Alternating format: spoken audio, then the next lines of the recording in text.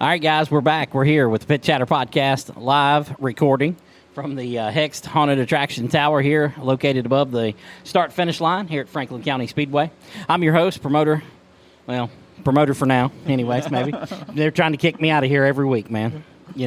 But anyways, I'm promoter Langley Austin. Got my guest. Not guest. We got a guest this week, but I'm getting ahead of myself here. Got to introduce my co-host this week, and of course we got Noah Hinchy over here. Oh, whoa, hold on. That's not Noah. Hey, we're about the same size. That's fighting words. I'm a little taller. That's Noah's father-in-law or future father-in-law over here, but Timmy Meadows from Hext Haunted Attraction, who's been deeply involved with us this year, getting the new tower put in and in all kinds of aspects here, working on the PA system and speakers and all that good stuff around the track. So appreciate you stepping in. Noah had a little family emergency and couldn't stay here today. So appreciate you being on here with us, Timmy. Oh, anytime. I'm glad to help out. Yeah, man, for sure. Got our guest here. You heard his voice there a second ago, but our guest this week is the pole sitter from the Thunder Road Harley-Davidson 200 at South Boston Speedway, Kyle Dudley. Kyle, welcome to the show, buddy. Thank you for having me, man. Yeah, man, glad to have you on, man. You definitely did Franklin County proud last week. Good. Yeah, it's pretty cool to go out there and with that group of cars and be able to qualify pole and run as well as we did was definitely a testament to how long we've been working on these things and to show these boys Franklin County we can still show up and race with anybody. Sitting on the pole at the Thunder Road race, one of the top, 4 or 5 late model stock car races in the country. For sure. That's a long ways away from being crowned King Kyle out here on Buck Wild. Yeah. You told everybody that was going to happen 10 years ago. They'd have laughed at you. But no, a lot of hard work and a lot of days at the track, sweating. A lot of hard days, but a lot of good days too. So glad to be where we're at, and we're going to keep working. We're going to win one of the big ones here before too long. We've been getting closer and closer, and we're going to get one before long. Well, there's no better time to get one than later on this year, about September-ish. Yeah, that sounds good. Yeah, Virginia Martinsville Speedway. Yeah. Of course, the Valley Star Credit Union 300, the biggest late model stock car race on the planet. For sure. Really, my opinion, because I'm a late model stock car diehard from the race 22 days, and that's the biggest race there is, period. I agree with that. Where else do you get 100 cars battling to try and win the grandfather clock, and half of them go home and 3/4 of them go home tore up, and that's just the peak to me. Yep, for sure. And you've had some good runs down there.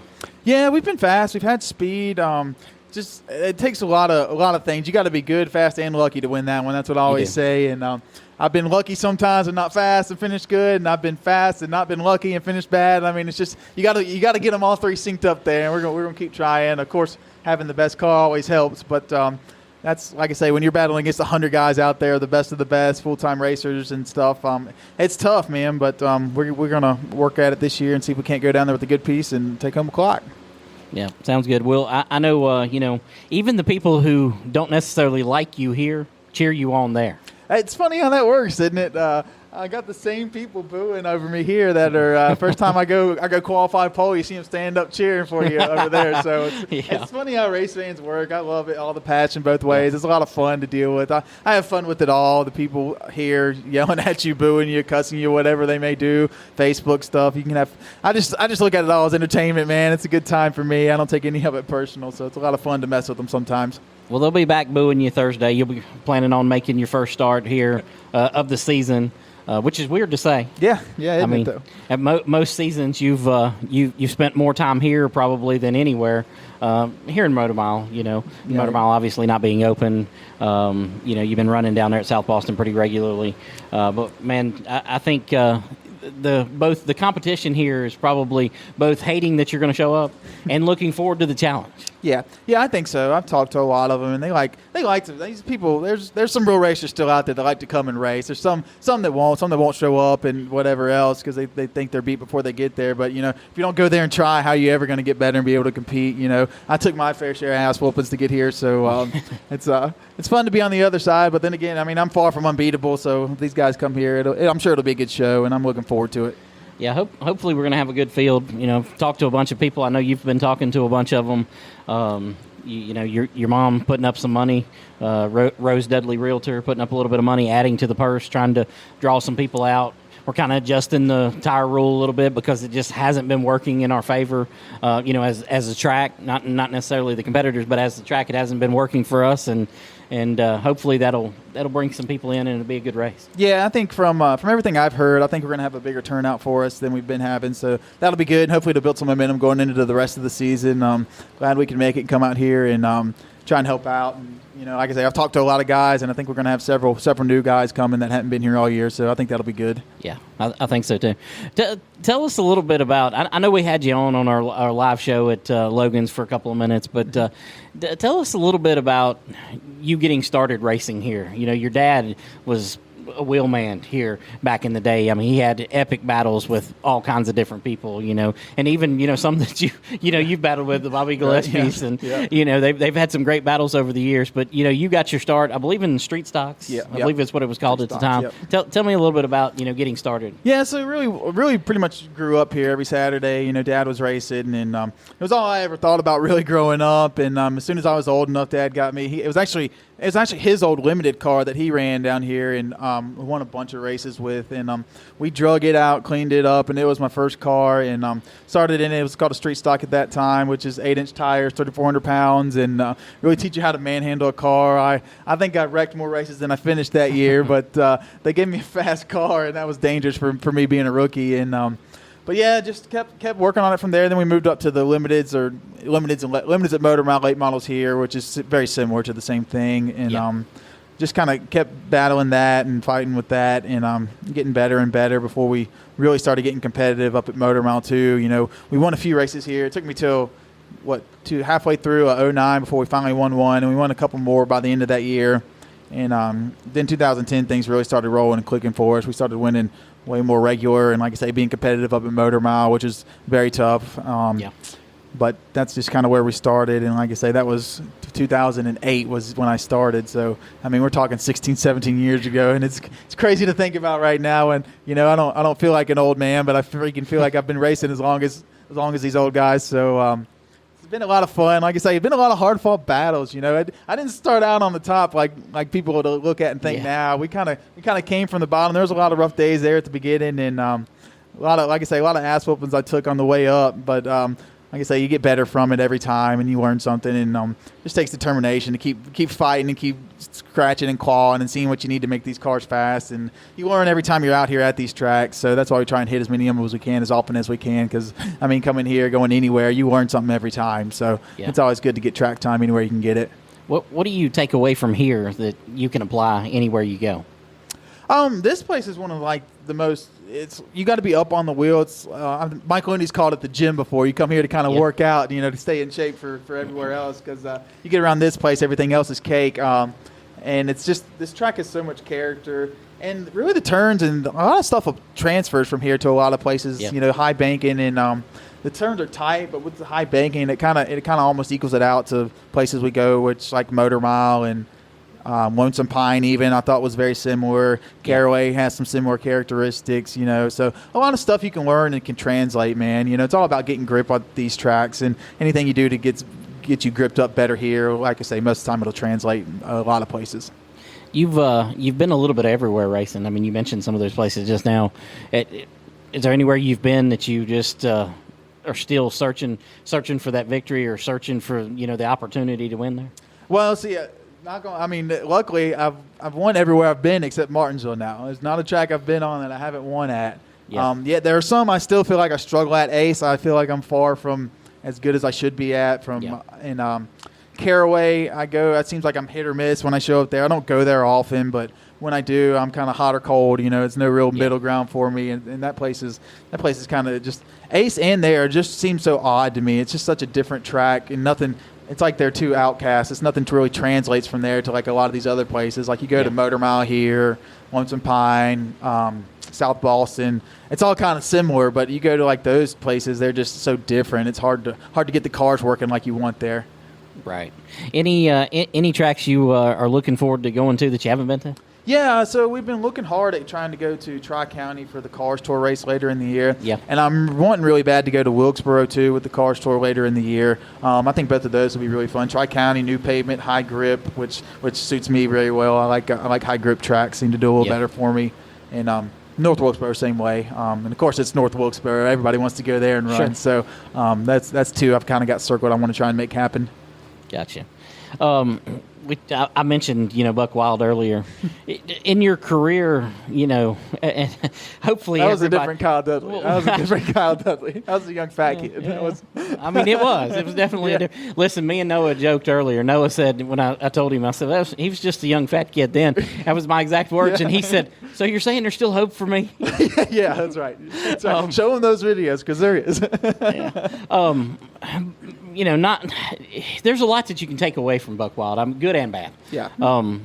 How did that make when you went to other places? Did that stigma stick with you from the things that happened on there? Because I know everybody was watching that stuff. For sure, dude. I got such like a reputation from that show that people took, and they didn't. They take you serious, but they also take. They looked at a lot of the stuff of the fighting and all that stuff that went on, and they just think that's what they think of you. So you're kind of on the promoter's radar when you pull into new places. So you've got to kind of be on a way tighter leash. But like I say, I've pretty much outgrown it all now by earning everybody's respect and going and racing and showing them that it's not all like it was on the when the cameras were rolling. That a lot of that stuff was way more dramatic than it should have been. And but yeah, I mean, they're definitely there for a while. Was a stigma to you, but like I say, we've kind of pretty well shook in it now, and everybody takes us way more serious now than they did then.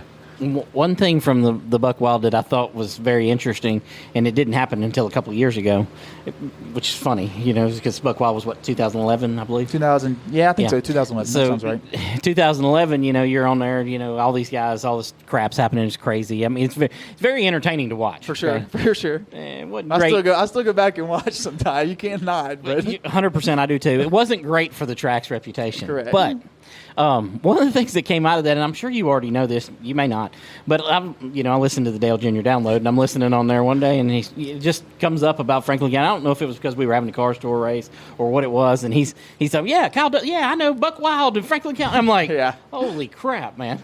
Yeah, I had so many people send me that, and it was ironic. It was right recently after Martinsville. I had a really good run at Martinsville, and then somebody kept telling me I was mentioned on the Dell Jr. download or whatever, and I was like, oh, well, maybe he's saying something about the good run at Martinsville or something like that. And then I go, no, he's talking about the Buck Wild. I think it was because Bubba Wallace was on, and they were talking about when he ran Franklin County, and that's what brought it up.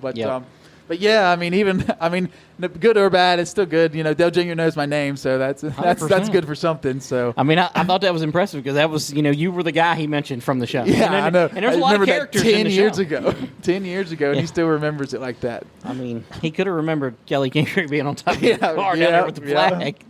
Lord, that was some entertaining stuff. If you haven't watched Buck Wild, I suggest you go on YouTube and search that up. Make sure you got plenty of time because it's going to be a deep dive. You're going to get hooked on that. I feel like when I get to watching it, like, I don't know if they're missing parts of some shows or something. Yeah. Because I feel like I'm missing something in the middle there. Right. You know what I mean? Yeah. Well, I mean, those shows were kind of like that anyway, so it doesn't really, it could go either way there. Yeah, for sure.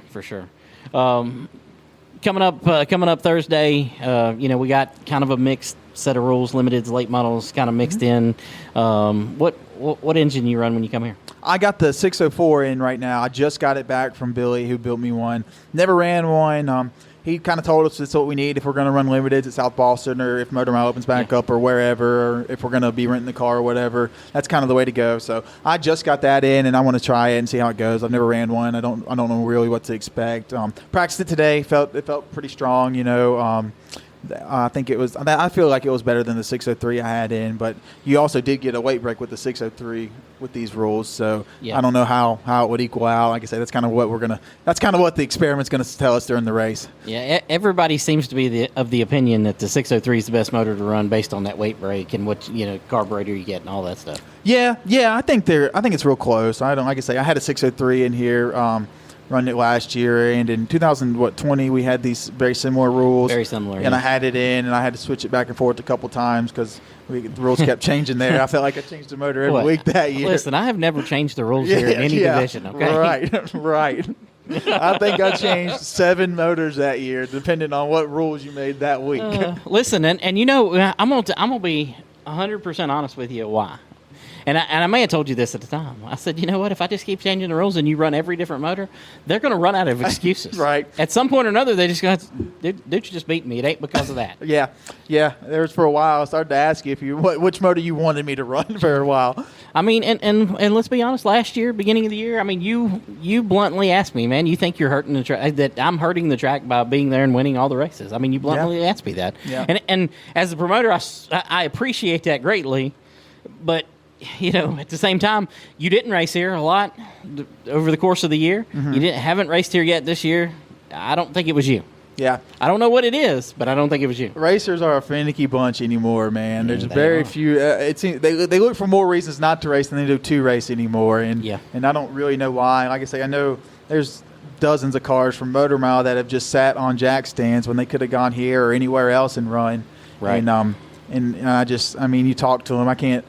They sound like they want to race, but then, like I say, it comes down to it, they no show. So I can't explain it to you. I can't explain it either, man. That's the hardest thing about talking to these racers is like, you know, I ain't gonna lie, I've started to believe, man, it's me. Yeah. You know what I mean? Right. It's me, and I'll have other people ask, you know, what's he doing wrong? Well, he ain't doing anything wrong. That's what they'll say. Now, whether that's the truth or not, I don't know, but. You know, it just feels like, you know, people just find a reason not to race. Yeah, it's just like it's so easy for them. It's like everything's got to be perfect and go right, and they got to feel good the day they wake up to come to the track. I mean, I don't know. It's like I say, racers are just a finicky bunch anymore, and it's not just here. It's everywhere. If you look around, nobody's getting the cars they were, and late models in particular are struggling everywhere. Except Car Store, they draw their fair share out, but the publicity and stuff they do, it's a different kind of league. I think the owners kind of correct, create that know, that draw, right? You know, car count wasn't really an issue at South Boston this weekend, and I'll be honest with you, heading into that race, I'm thinking to myself, man, the way car counts are everywhere, they're going to be off, but that's about what they normally get. 30, I think 32. 30, I think the most I remember running is about 37 or 38, and we had 32 this week, and could have easily been a couple more, but I know the Car Store racing that Wednesday, 3 days later, probably kept 1 or 2 more, but probably it was plenty of cars there. It was all the good cars. I mean, it was the best cars in the country there from, minus Quaffle wasn't there, but other than him, it was getting disqualified last year. Probably. Yeah, I'm sure that put a little damper on the plans there, but yeah, it was the best of the best there. 32 good cars, and I was glad to see them have a good turnout for that race, because if they didn't have a good turnout there, then I don't know how you're gonna get one anywhere. Yeah, I mean, I'll be honest with you. If they'd have been in the 20-24 range, I'd have been like, man, Martinsville's going to be in trouble this year. Yeah. You know what I mean? Well, the crazy thing, we were going down at Martinsville for a while. We were getting down to 60 and 70 cars. And then last year we get there, I was thinking, all right, we're going to have 70, 75. And it was, like 90-some? Yeah, something. Closing in on 100? Yeah. It's like we're going back up for that race. And I can't really explain that either, man. We're all crazy for going up there. I think I can explain that partially. I think we're entering an era in racing where, aside from the Car Store and the Smart Tour for modifieds and some of these other tours, we're entering an era in racing where people are only racing big races. Yeah. So instead of spending, $2,000 or $3,000-$4,000 to go run a weekly race somewhere, or whatever it costs now, I don't even know. Mm-hmm. They're just like, you know what, we're just going to go to Martinsville and South Boston and Langley and, pick this race here or there. You know what I mean? Yeah, I can see that. It's like I said, the Cars Tour races, like every race is an event for them. So, you kind of see why they get the car counts they do. And then, like you said, the big races have been doing well, so you might be onto something there. That makes sense. I mean, as much as anything in racing, I don't know why. I mean, there's some real racers still out there that want to go race every week, but it seems like it's getting fewer and farther between. And some of it I get. It's a lot of work if you're trying to run a late model every week. I feel like in the summer sometimes I have a second full-time job keeping these things up and running. And so I get it in that aspect, but I mean, I don't know how these guys just sit out for months and months at a time and don't go anywhere. Yeah, I'm with you. You mentioned how much work it is. We got a race team that rents the garage over here, and of stock fours. Mm-hmm. I mean, it's basically everything that comes out of there is basically a stock 4. Mm-hmm. Man, them guys are working every day. Yeah. Oh yeah. You can do it. It's like a full-time job there. It's for real. Yeah. And they get paid $100 to win. Yeah, exactly. And it just grows from there. Racers, we've kind of done it to ourselves, making it where you have to work that hard. It's gotten so competitive at all levels, really. The racers are tuning everything as max as they can get, and they're reading the rules and finding where they can tweak and move and work and do whatever. It's not like it was back in the 80s when you could just show up race day, go out and run and be competitive. You got to go test before. You got to, do your work in the shop and spend hours measuring and looking and fielding and talking to other people and making sure you got the right stuff, your chassis builders, your engine builders, and something new come out or whatever, and you got 10 more horsepower out of a motor. You got to figure out what you got to do to get it, and it's just grown so much, and it's just almost to a downfall. Yeah, I would agree. I never understood how racers read the rule book until we had the pandemic, and I had to read those guidelines. Yeah. And I had to read between the lines. Well, it says I can do this, but I can't do this. Well, I think I can do this because it says this. You know what I mean? That's what we call the That's gray how y'all area. read rules. Yeah. Timmy over here, he's got a couple of stock 4s and mini stock and stuff, and they're cheating all the time. I can tell you. Are they reading it's gray area, but I call it cheating. It's not cheating. It's gray area. That's right. A gray area ain't wrong. Yeah, the track calls it cheating. Oh, is that right? All you racers, y'all call it the gray area. The gray. I lived in the gray area, which was cheating the guidelines for the pandemic. I can tell you that for sure. What do you find? Traveling to different places. What do you find is your biggest hurdle? The time and getting enough people to go help me at all these places. They're so far from home, and we all work full time. And I'm lucky enough. I've got Scotty, who's been with me the last couple of years, who's been able. His job lets him off most Fridays, so we can go test or whatever in the summer when we need to. And Jeff and Taylor's schedule is kind of hit or miss. He's a cop, so it's just kind of how the schedule falls is whether he can go or not. Right. And then Jeff, sometimes in the summers, towards the end of the summer, he'll get Fridays off, and that helps us out a lot. But that's the biggest thing is finding enough help, because you got to go to be competitive. You really need to go test the day before at these tracks, and we're talking over 100 miles away from the house. Right. And a lot of times, if you can't get but one other guy, and you go test, say you get 4 hours of track time. Well, it takes so long for you and the other guy to make the changes. You're not getting but 5, 6, 7 runs maybe, and that's really not, if you're going to a new place you've never been before, it's really not enough to get you where you really need to be. Right. It's a lot of experimenting there, and but I'd say that's the biggest thing anymore is having enough help to go test and stuff. You mentioned like 4 people there. I mean, that's not much of a crew for a late model. Oh, no, not if you went up to South Boston and saw the groups of people they had out there, oh my man. Gosh. They have like 4 guys holding fans, and that's their job all day. Right. It's crazy. Right. But yeah, I mean, when we've got our full crew, I think 4 or 5 guys is we can get it done. But it's just those days that the other guy, he can't get off work, or this guy's got a family thing or whatever, and you get down to not having but a couple guys. That's when it gets real tough to do all the stuff you got to do on these things.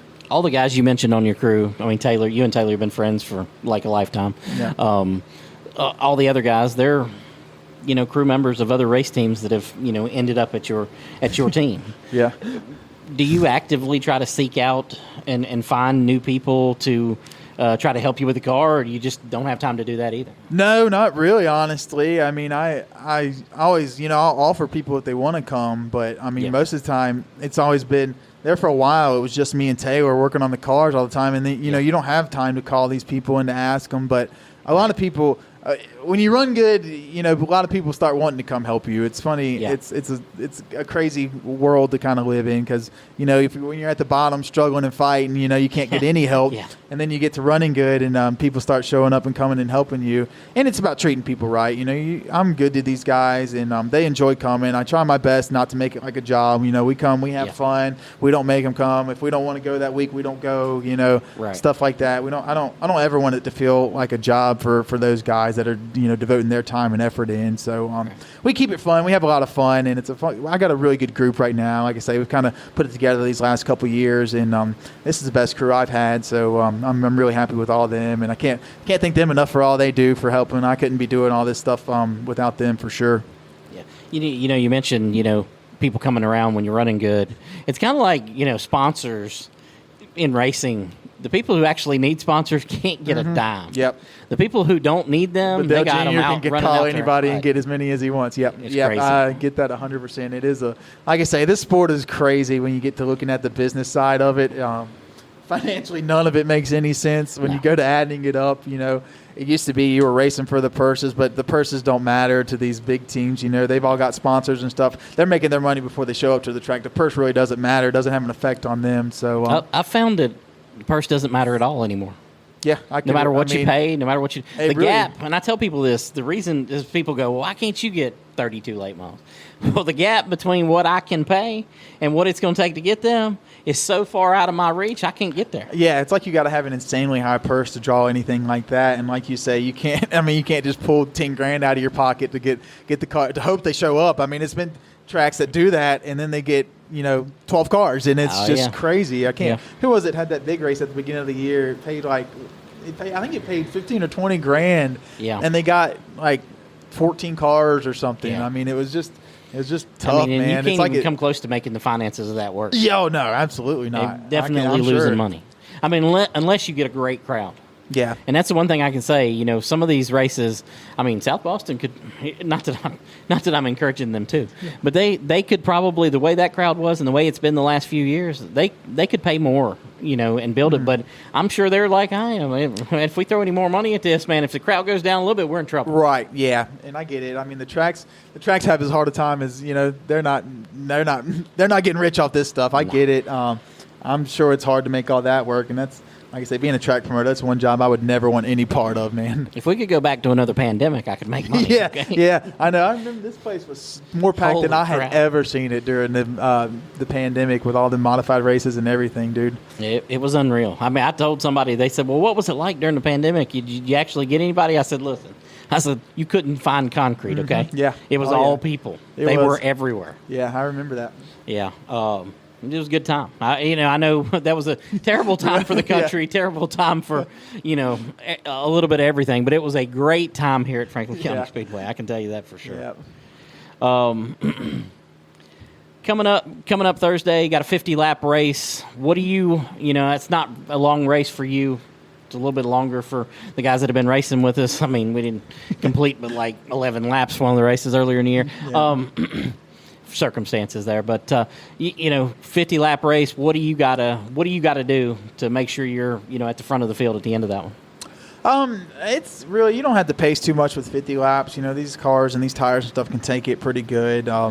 Always you want to have as best track position you can, but with these, we got a lot of young guys out here, and they're learning. So you gotta kind of be ready for that and keep your eyes open and keep the fenders on. And that's rule number one, because you're never gonna win a race if you're not on the track at the end. So that's the biggest thing. Keep the fenders on it, and most of the time the cream will rise to the top in a 50 lapper. You just got to keep your head on and stay, like I say, give people plenty of room, and especially if you got a good car.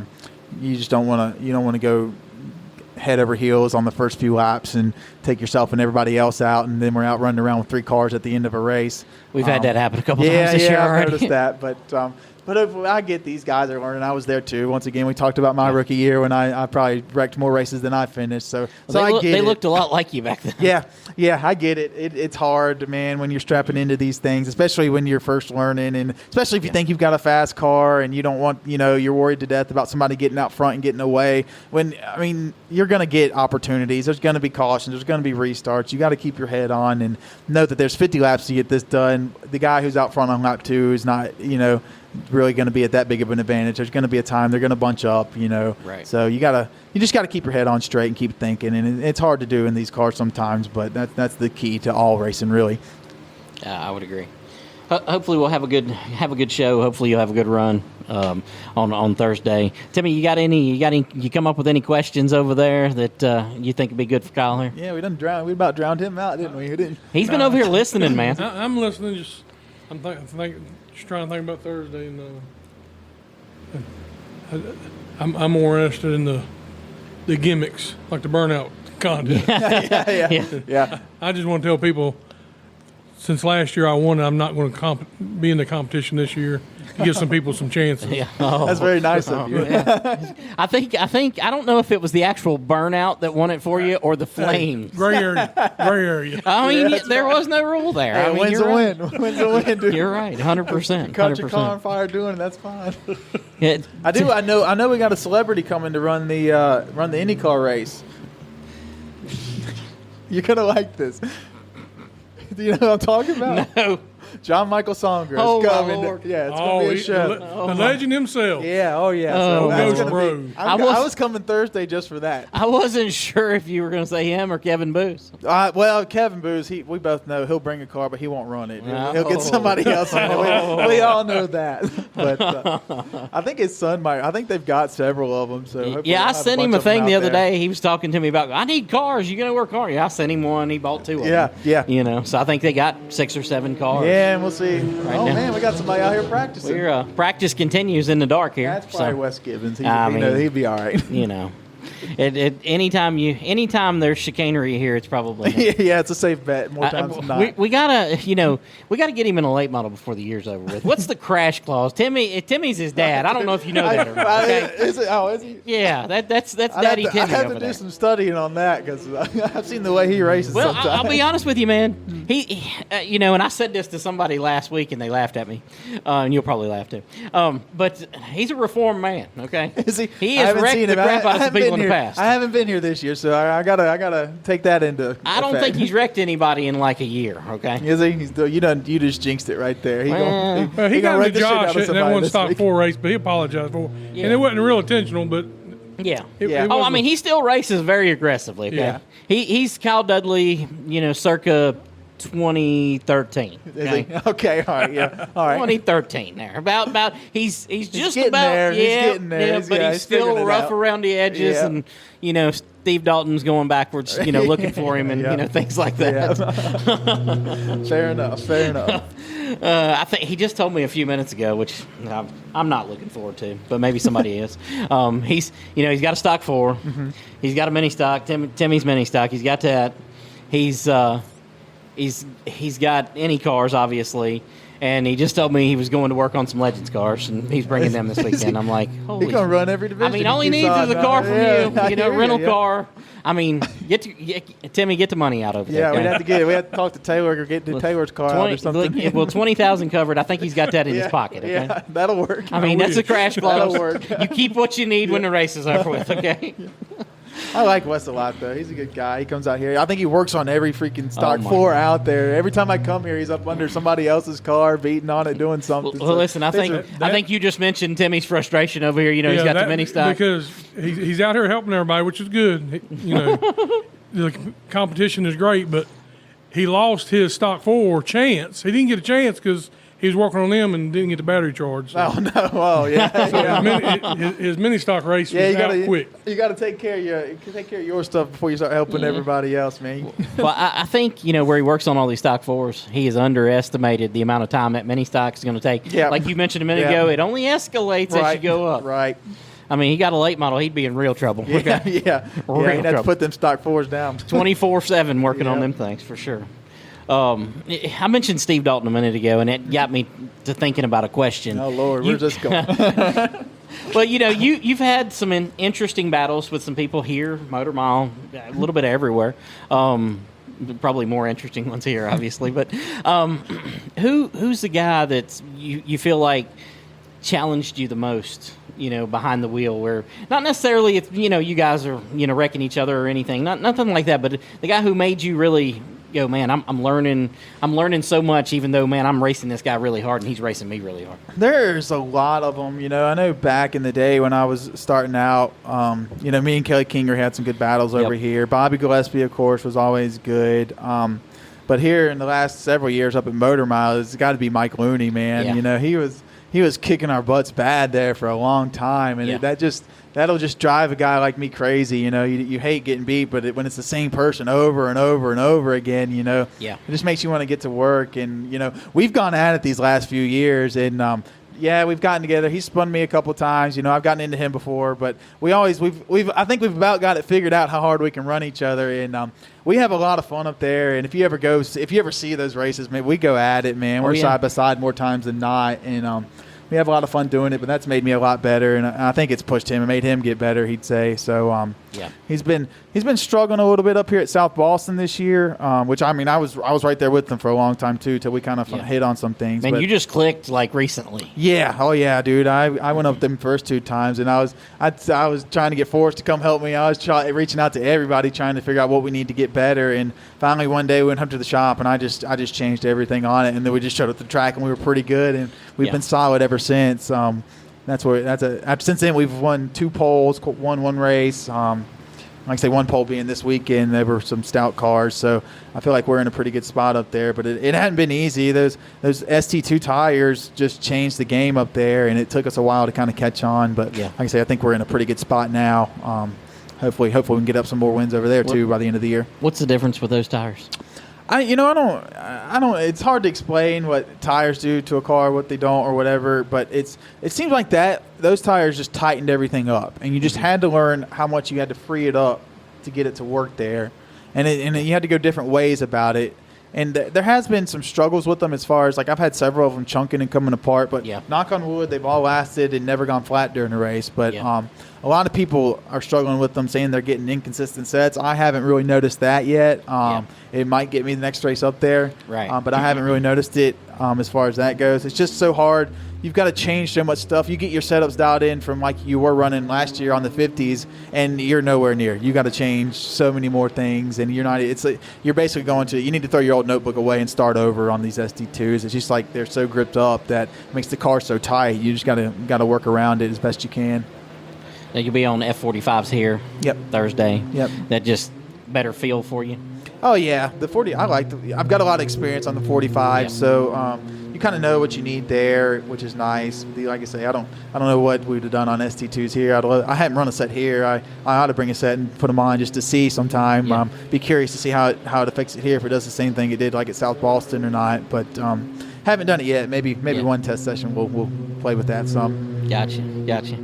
Timmy, you mentioned the burnout competition, mentioned you wasn't going to be in it. Is Pablo going to make an appearance with the Hext truck in the streetcar drags this week, or did they kick your butt enough there that Pablo's not coming back? I think Pablo might be back. Oh, Pablo's coming back.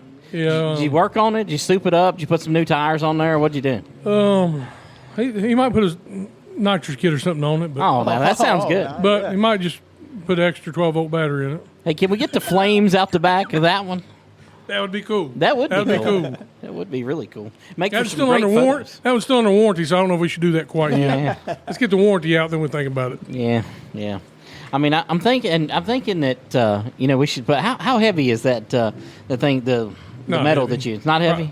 Less than 30 pounds. Oh, I was hoping it was real heavy. I'd say we could put it on West's Stock 4. There you go. Thursday, and then I can put some lead to the bottom of it, make it stick harder. Listen. Put 200 pounds of lead on it. I mean, that sounds like a good idea, actually. I mean, whatever it takes, man. Whatever it takes. Actually, right now, I think we need to slow Gary down. Okay, Gary Smith has been on it. We'll put on Gary's car. I mean, I know he bought one of Wes's cars. He has pretty much kicked their butts, especially in the second race of the night. He's really been really strong. Yeah, my driver's going to hate me for this, but he's my most impressed driver. Yeah, to come never to race a car before. Come from a sim into this and do what he's doing, he's a natural. Yeah. My guy, Josh is good, don't get me wrong. But to Gary, Josh has been around a little while, he's helping Noah, but Gary's impressed me. Listen, I'm going to tell you the thing, and I don't want to, praise him the entire thing here, but, like, the thing that impressed me the most, like, he literally, Kyle, he came from iRacing, and, they tell me this, I'm trying to make sure they get in a car, so I'm like, yeah, it's great. I'm thinking this is going to be terrible. Yeah. This is going to be a real mess.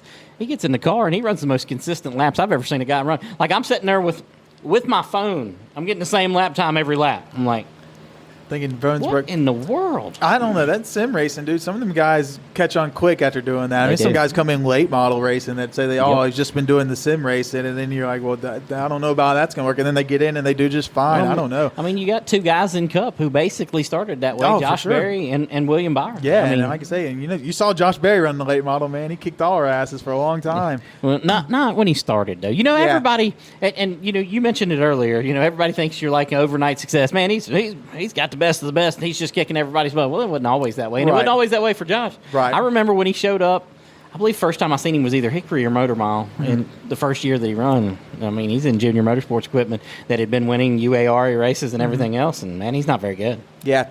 Yeah, I remember him coming to Motor Mile. He did struggle there for a while, but like I say, once he caught it, once they figured it out, they figured it out. Whatever they figured out, they really figured it out. Sure. And, I mean, it lasted for a long time. Yeah, it's still going. Yeah, well, still going for that team for sure. Yeah, for sure. He hasn't been that great when he's run the 62 car. Yeah, I don't know. That's crazy. You think as much as Josh has been around it and knows that they're getting basically the same chassis from what I understand, and you would think he'd be able to catch on quick. But then also you got to think, he's been doing the Cup stuff. He's not in the late model every week, and that makes a difference too, man. You get out of these things; it don't take long. You start getting rusty, and these guys doing it every week are going to sneak up on you. Yeah, for sure. Lee Pulliam announced the other day that he's coming to Martinsville. I mean, that's a guy who's going to be probably a real contender for, somebody you're going to have to beat if you're going to win. For sure, yeah, for sure. Lee's always been good. He's been out of it a while, but, he was practicing the car this week. I'm sure he's going to be getting in the car, several more times trying to get kind of in shape for that Martinsville race where he hadn't been in one. But like I say, he's been in the game, so he knows what the cars need and what everything else. So, he's going to be a factor. But like I say, and get back to that whole race. It comes down to several things. You got to have a good car and have a good driver, and then have some luck too. So we'll see how it all plays out. And like I say, I'm sure he's going to be a contender along with a bunch of other cars. So you never know going into any of these big races how it's going to play out. And every time I've ever thought I had a plan, it goes out the window the first lap. So. Right, for sure. Timmy, anything else you're looking forward to come Thursday night for the Franklin Welding Freedom 262?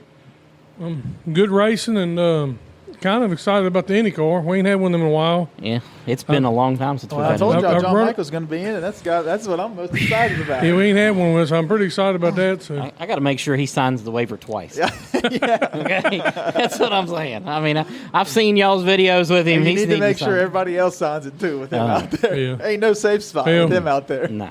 I'll make sure I'm out there helping them, John and Kevin, get off the track with the record. You're gonna go pick them up after the race is over with.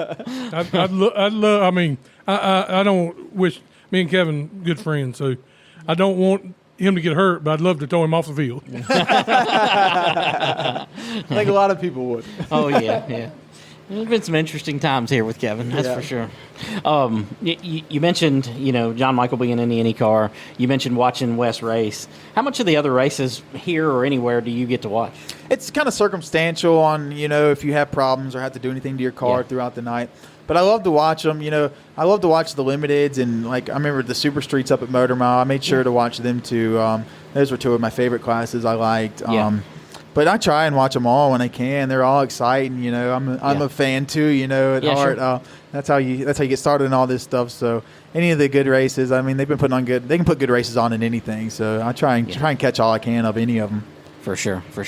Well, be sure to be watching that Stock 4 race. For whatever reason this year, there's two of them. I don't know if you get to see both of them, but if you get to see the first one's usually the wildest of the two. They get tired by the second one. For whatever reason, them guys, they have beat the absolute crap. They're not really wrecking cars, but they are beating the absolute crap out of one another every lap. Well, good. I'll have to check that one out for sure. It's going to be good for sure. Anything else that you thought we should have talked about, mentioned, anything? Nothing comes to my mind. Yeah. Timmy, anything else I've not mentioned here? We need to tell everybody to bring their friends to watch them. Absolutely. Be a great race. It's going to be a good show. Bring your mama. Yep. There won't be no drama. Well, they will be down at the. Oh, there's going to be some Not drama. in the stand, but down at the bottom. Listen, fireworks on the track and in the sky. Thanks to Teddy's Water Hauling for sponsoring that. And of course, if you bring your own fireworks out, now don't bring them into the stands, but if you bring your own fireworks out, coordinate with me. You can set them up out here. Best show wins $500. So, I mean, you can win $500 and I mean, what's better than buying a $15 or $20 ticket and winning $500 at the end of the night? Can't beat that. I mean, granted, you're probably going to have to buy $1,000 worth of fireworks, but that's not worth mentioning. That's like racing. We're celebrating America, all right? It's worth it. That's it's right. worth it. That's right. 100%. You're going to buy them anyway, so why? That's right. Why not win some money in your backyard if you don't do them here? So you might as well use them up here. 100%. A lot more people will get to see them here than in your backyard. Right. So. 100%. Hopefully it's a good night, and looking forward to it. I'm going to cut out of here, make this one a short one. Appreciate you coming by, and appreciate you co-hosting with us tonight, Timmy. Anytime. Sure thing, man. Sure thing. All right, guys. We'll see you guys Thursday night for the Freedom 262 presented by Franklin Welding and Equipment.